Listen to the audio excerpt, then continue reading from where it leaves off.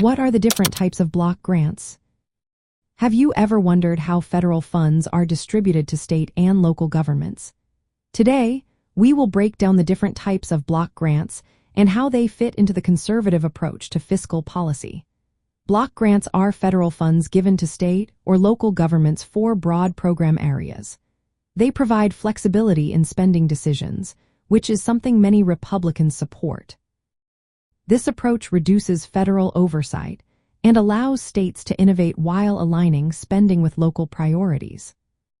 First, we have formula grants. These allocate funds based on specific criteria such as population size, poverty rates, or community needs.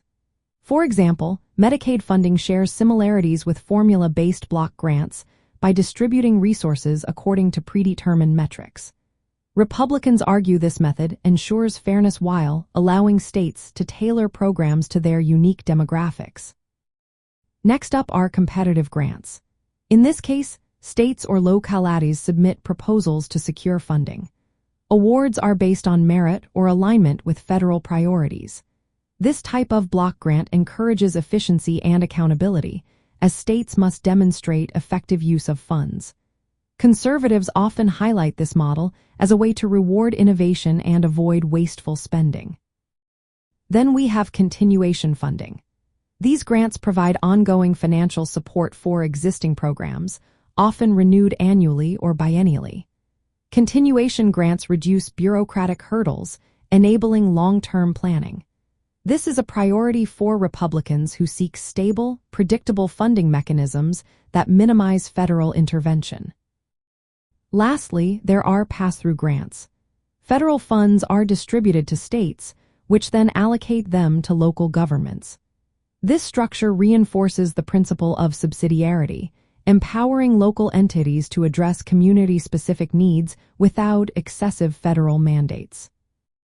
Republicans advocate shifting categorical grants, which restrict funds to narrow purposes, to block grants to reduce federal control.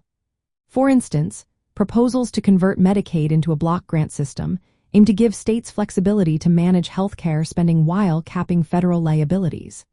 Similarly, welfare reforms like the Temporary Assistance for Needy Families block grant emphasize work requirements and state discretion.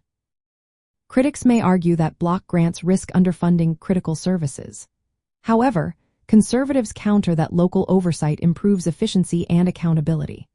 By prioritizing state autonomy, block grants reflected a commitment to limited government and fiscal responsibility. Understanding these grant types clarifies why Republicans view block grants as a tool to decentralize power, streamline bureaucracy, and align public spending with community needs.